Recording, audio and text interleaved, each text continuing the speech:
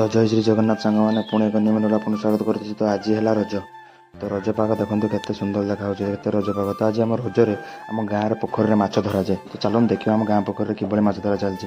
तो गला बेलू लोक मैंने देखते के भिड़ तापर ये माछ देखिए पोखर लोक मैंने कि सेपटे माछ धरी सारी देखते कि आम ये गाँ लोक मैंने बस।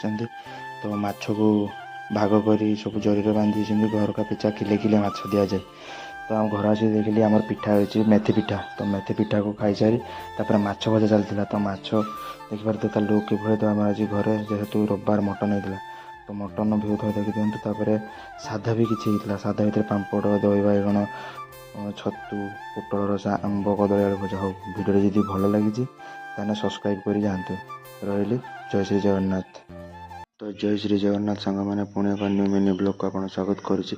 आज हूँ रजर द्वितीय दिन सोमवार। जेहेतु आज सोमवार थी मुझे बापा सहित माणत्री। तो माणत्री को जाइलु जेहेतु पूजा करने। तो माणत्री बाट देखते के सुंदर देखा जाटा कौ जगह आपने कमेंट करें एठू माणत्री अल्प बाट। तो माणत्री पहुँचा अल्प किसी बाट थाए।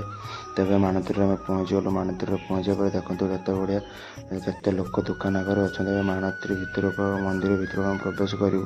तो मंदिर बाबा कखरेश्वर बाबा मंदिर को आम प्रवेश करने गलु।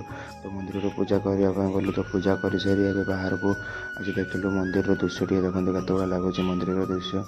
और तब मंदिर चारिपटे आम परिक्रमा करूँ। मंदिर चारिपटे परिक्रमा करने देखते ऊपर केत बढ़िया मंदिर भल देखा जाऊँगी। तो मंदिर डाहाण पटर एक पोखरी अच्छी। से पोखरी आप मनस्कामना पूर्ण है से बुड़ लगे था।